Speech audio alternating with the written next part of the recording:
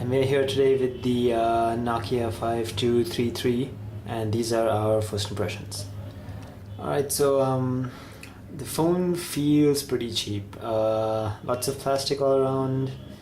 Not the best build quality, but I guess at this price range you can't really complain about much. The home screen is basically the same as the new 5800 home screen. You can add up to 20 of your contacts here and move through them. There's no kinetic scrolling in the menu yet. You still have to manually open up applications yourself.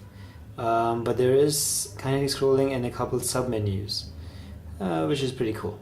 Another thing that many people might be disappointed by is that the 2 megapixel camera on the back does not have autofocus. All you do is press the dedicated camera key and take a picture just like that.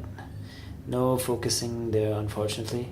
But surprisingly, there is geotagging, which means you can geotag any pictures you take to the place where it's taken, basically.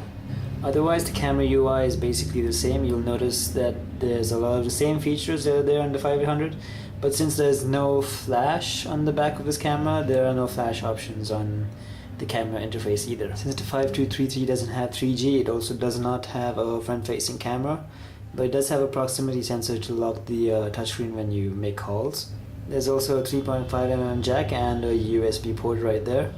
It does not come with a micro USB to USB connector, so you have to buy one separately. It also charges via the default Nokia port over there. You can't charge via USB. Otherwise, there's also a little stylus tucked away there. You only get one stylus with the device. All plastic though. Another surprising thing about the 5233 was that even though it has a GPS listed as a feature, it's only network based or via Bluetooth GPS unit. There's no built-in GPS unit on the 5233. Another thing to notice is that even though the 5233 does not have Wi-Fi, you can still check for updates to the firmware via GPRS or 3G if you have the 5230. Music quality isn't that great either. There's no micro SD included in the package, so you can't actually play much music when you first get the device. To add to that, there's only one mono speaker right there, which means it isn't that loud either. So that's pretty much our first impressions of the 5233.